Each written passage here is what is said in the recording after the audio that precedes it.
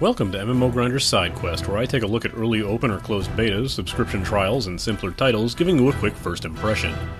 Today I'll be looking at Landmark, a spin-off of the upcoming SOE title Everquest Next, in which you partake in a Minecraft-style survival and world-building game, searching for resources and shaping the world as you see fit. Formerly the much more wordy Everquest Next Landmark, Landmark has recently entered closed beta from a pretty quick alpha, but still has a lot to implement before it's really ready for the general public. The game looks fine, better than a good amount of MMOs with very rugged and fast terrain. The characters are somewhat stylized and have very few options to customize at the moment, all things I'm certain will be fleshed out. Due to more than likely the nature of the game, being able to mine out mountains and build houses and castles block by block, the game's textures are decent, but not the best, and seem pretty random right now in terms of quality. There's decent lighting effects in place as well. This is somewhat concerning for the color-coded mineral system the game uses.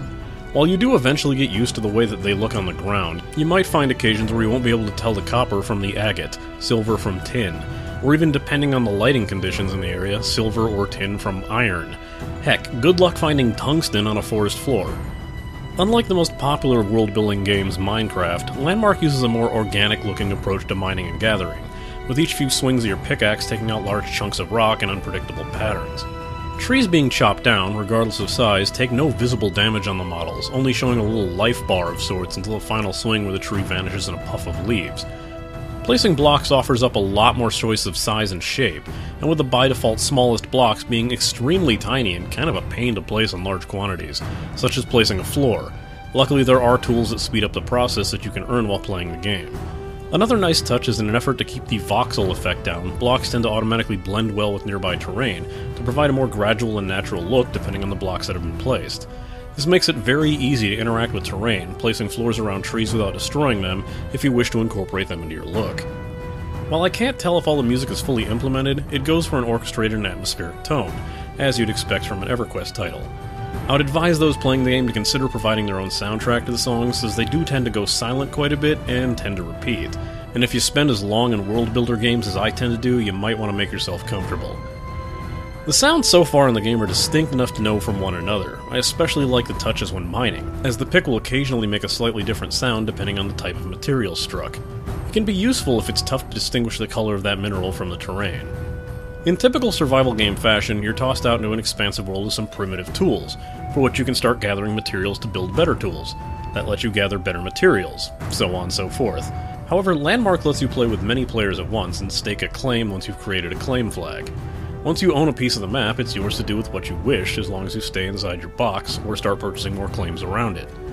The basics of progression involve you getting enough materials to craft a copper pickaxe, gather the materials to create a claim flag, stake your claim, and start placing workshops on it. Once you've gotten upgraded as much as you care to, you can choose to do whatever you wish, be it build an amazing castle on your claim, travel to the world to look for better materials, or even check out other players' claims.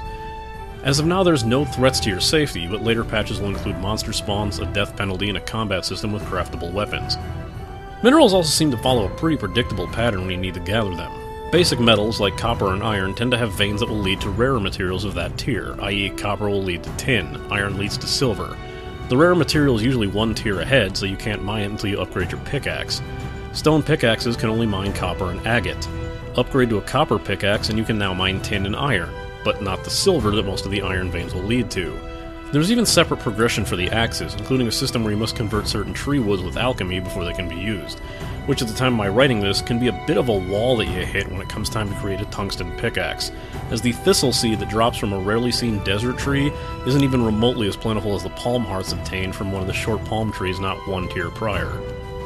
Other players, at least right now, seem more than helpful, offering up advice when asked and willing to assist.